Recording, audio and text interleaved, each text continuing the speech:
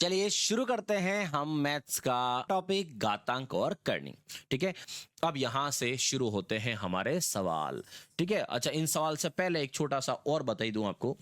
एक सवाल और बनेगा आपका, जैसे ये है कोई नंबर, उसकी घात मान लो n है, 2 की पावर n है, और सामने यहां लिखा हुआ है 64, जैसे ये लिखा हुआ है।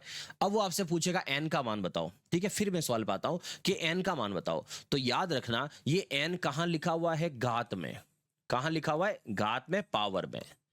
ठीक है, और पावर का आंसर कब आता है दोस्तों, तो ये नियम आपको पता होना चाहिए कि पावर जो है वो आंसर कब आता है। तो पावर का आंसर तभी आएगा, फिक्स सुनहरे अक्षरों में नोट कर लेना कि घात पावर का आंसर तभी आता है जब यहां का बेस और सामने वाले का बेस, आधार दोनों का समान हो। अगर आधार समान होंगे तो घातें समान होगी, तो ही आंसर आएगा, अदरवाइज आंसर आएगा ही नहीं। तो यहां पर अगर 2 की घात n है तो मुझे इस संख्या को 2 के रूप में टुकड़े करने पड़ेंगे, और 2 के रूप में टुकड़े करूंगा तो ऐसा समझो कि 64 जो है 64 को जब आप टुकड़े करोगे ना तो ये 2 की घात 6 आता है। क्या आता है, 2 की घात 6। अब आप देखो यहां का आधार और यहां का आधार सेम है, बेस है।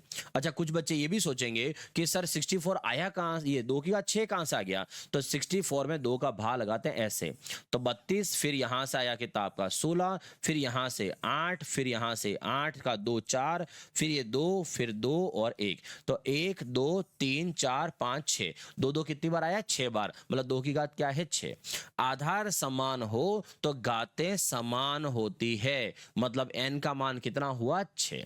तो ये तभी पॉसिबल है, घात का आंसर तभी आएगा जब आधार क्या होंगे, समान होंगे। ये एक नियम और मान लो आप। तो अब आप देखो ये नियम नहीं थे, इतनी देर जो पढ़ाया मैंने वो आपका बेसिक कराना था मुझे, कि बेसिक आपको पता रहे, बाकी ये कोई नियम थोड़ी है, ये तो सवाल करने में काम आएंगे, लेकिन पहले ये सब कवर हो जाए तो अब हमें दिक्कत नहीं आए। करें शुरू, चलो शुरू करते हैं अब हमारा पहला सवाल। तो चलिए पहला सवाल देखते हैं, और ये सवाल आई थिंक आगे हो गया है, आपको पता ही होगा। तो यहां पर क्या है, देखो एक है यहां पर ब्रैकेट लगा हुआ है और एक में ब्रैकेट नहीं लगा हुआ है। जब ब्रैकेट नहीं लगा हुआ होता है तो हम इसकी क्या निकालते हैं, वैल्यू निकालते हैं। तो इसकी वैल्यू मतलब 2 का क्यूब क्या होता है, 2 का क्यूब जिनको नहीं याद है तो 2 का क्यूब का मतलब कुछ ऐसे कि 2 3 बार लिखा हुआ है। ठीक है, ये ध्यान ना, अगर किसी को आधार घातांक नहीं पता हो किसी बच्चे को कि ये आधार घातांक क्या चीज होती है, मतलब 2 की घात 3 क्या होता है, तो इसका मतलब है कि 2 2 3 बार गुणा में लिखा होता है या गुणा में है, मल्टीपल में। ठीक है, सॉरी मल्टीप्लाई में। तो 2 जो है वो 3 बार गुणा में लिखा हुआ है, मतलब कुछ ये वाला 2 3 बार गुणा में लिखा हुआ है, एक्चुअल मतलब ये है। तो 2 इंटू 2 इंटू 2 मतलब 2 इंटू 2 4, 4 इंटू 2 8, तो ये हो गया 2 का क्यूब कितना होता है, 8 होता है। फिर यहां पर बीच में डिवाइड आया। अब यहां पर देखो घात के ऊपर घात है तो दोनों का आपस में क्या हो जाएगा, मल्टीप्लाई हो जाएगा। तो घात के ऊपर घात का मल्टीप्लाई होगा तो ये 6 हो जाएगा। अब देखो बीच में क्या है, डिवाइड, और थोड़ा सा जरूरी नहीं हर नियम ही करो, थोड़ा सा बेसिक मैथ्स भी ले आओ। भाई 2 की घात 8 है, 2 की पावर 8 है, इसका मतलब क्या है, 2 8 बार है, इसके अंदर भाग लगा रहे हो 2 6 बार का, तो भाई 8 बार ऊपर है ना, 6 बार का नीचे, डिवाइड मतलब नीचे, तो 6 बार से 6 बार कट जाएगा, बचेगा कितनी बार, 2 बार, मतलब इसका आंसर क्या आएगा, 2 की घात 2। और अगर रूल्स के हिसाब से चलो कि कौन सा नियम लग रहा है, तो फिर हम नियम लगाएंगे कि आधार समान है, मतलब बेस इक्वल है, आधार समान है, बीच में भाग का साइन है, तो इसका मतलब घातें क्या हो जाएगी, माइनस। तो 8 माइनस 6, तो 8 में से 6 गया, 2 की घात 2, और 2 की घात 2 मतलब आंसर कितना हुआ, 4 आया चम्मच में। ठीक है, चलो आगे बढ़ते हैं।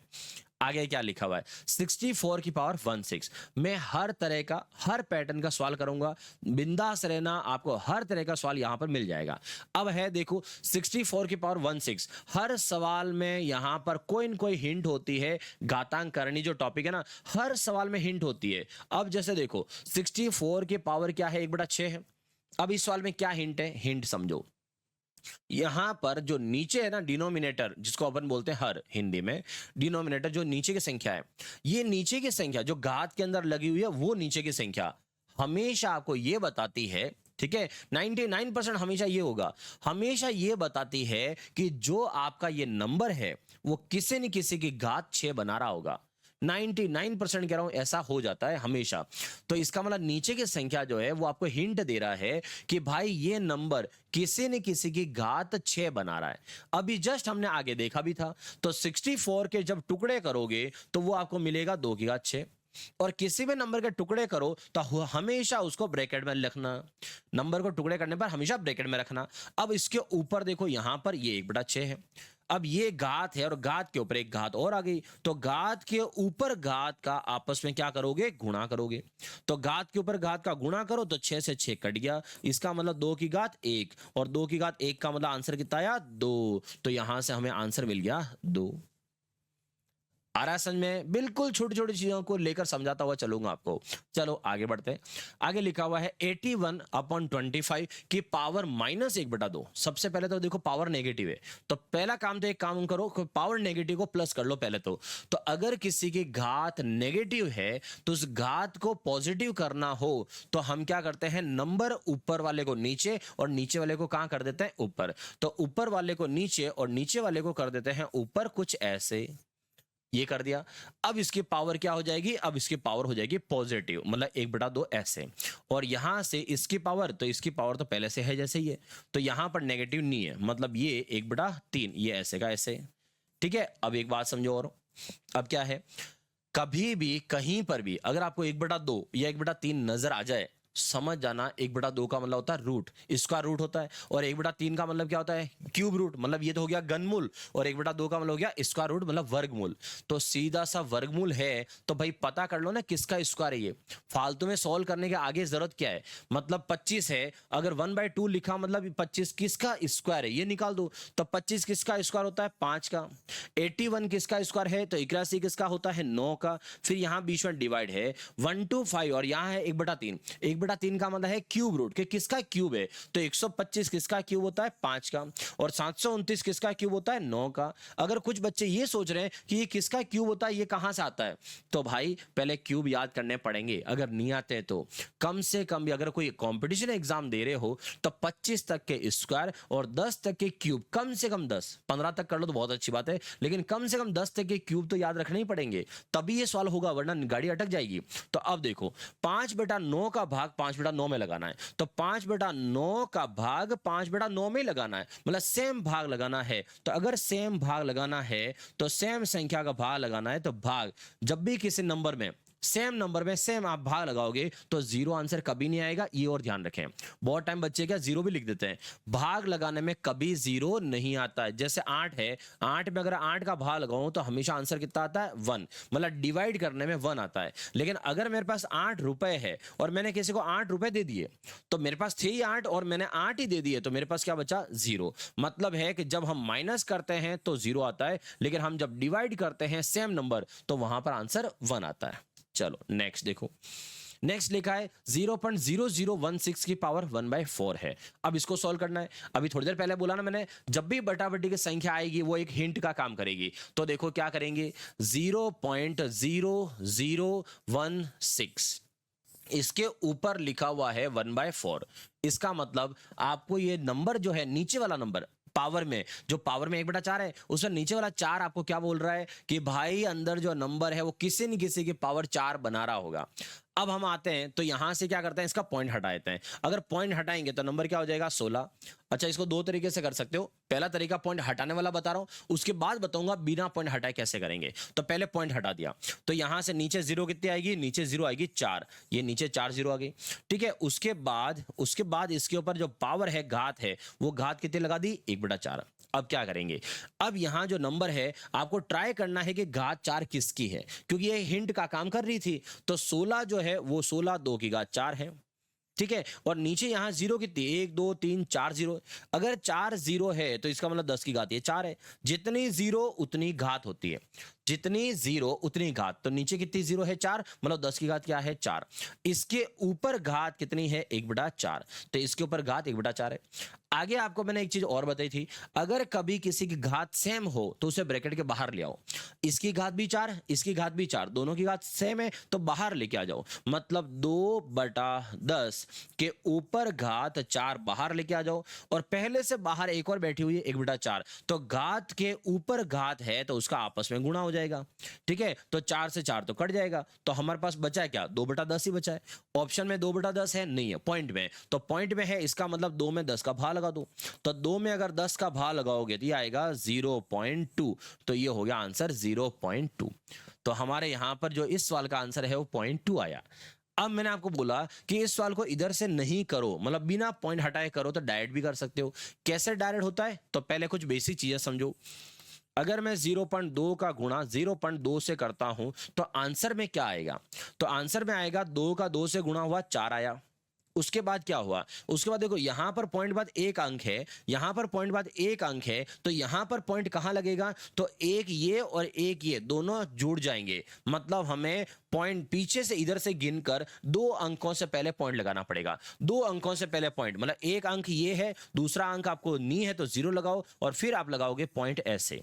मतलब ये बता रहा है 2 अंकों से पहले पॉइंट है, मतलब ये आपको ये बता रहा है कि कोई न कोई पॉइंट वाली 2 संख्याएं गुणा हुई है, कोई न कोई पॉइंट वाली संख्याएं 2 गुणा हुई है, तो जाके दूसरे स्थान पर पॉइंट आया है।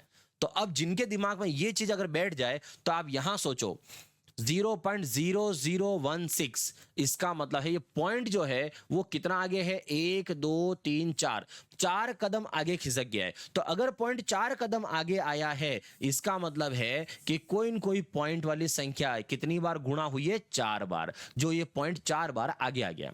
तो अब आते हैं वो संख्या कौन सी है, तो भाई 16 जो है वो 2 की घात क्या है, 4। नंबर तो पता है ना सबको कि 16 जो है 2 की घात 4 है। इसका मतलब जो 2 है ये पॉइंट वाला जो होगा वो कितनी बार गुणा हुआ है, 4 बार गुणा हुआ होगा, तो जाके ये 4 कदम आगे पॉइंट आया होगा। तो 0.2 कितनी बार आया होगा यूज, 4 बार यूज आया होगा। और इसके ऊपर जो घात है वो कितनी है, 1/4, 4 से 4 कैंसल, मतलब इसका आंसर कितना आया, 0.2। ये हो गया इस सवाल का आंसर 0.2। बिल्कुल छोटा सा सवाल है, ऐसे भी कर सकते हो ना, ऐसे भी कर सकते हो।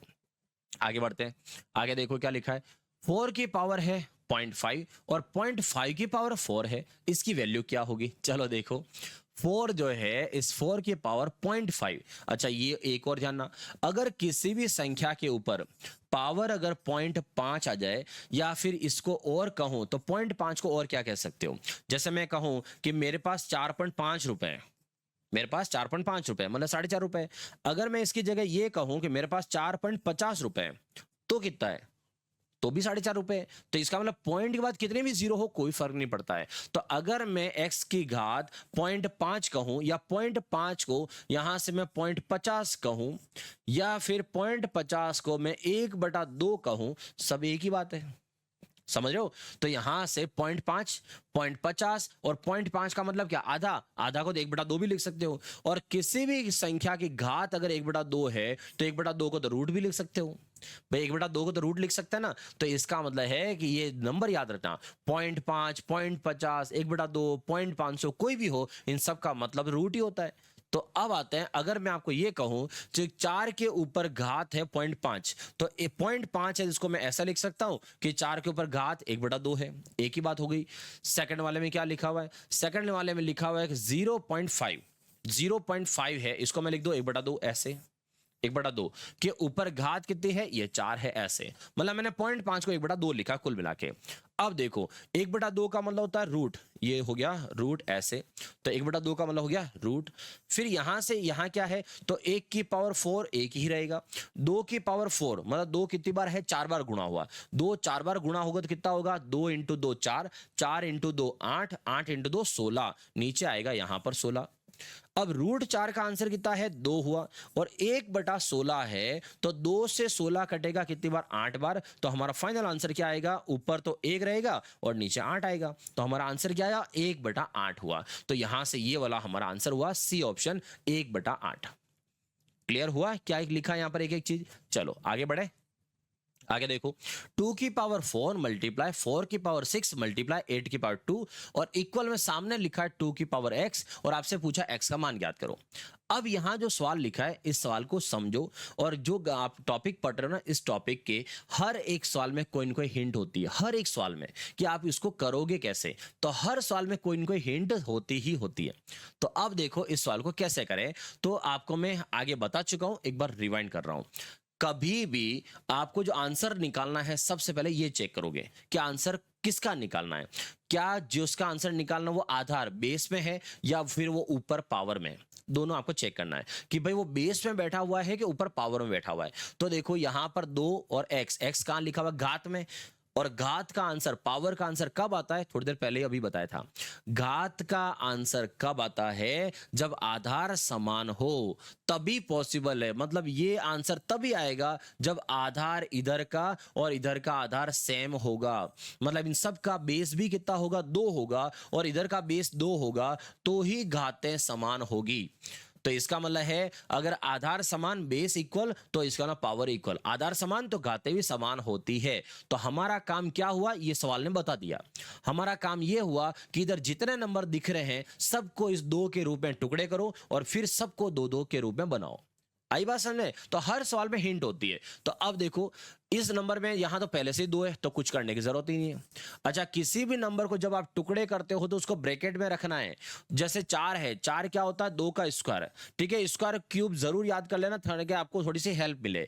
तो 4 है, 2 का स्क्वायर, 2 की घात 2 और ऊपर रहेगा 6। ब्रैकेट जरूर लगाना वरना और गड़बड़ नहीं हो।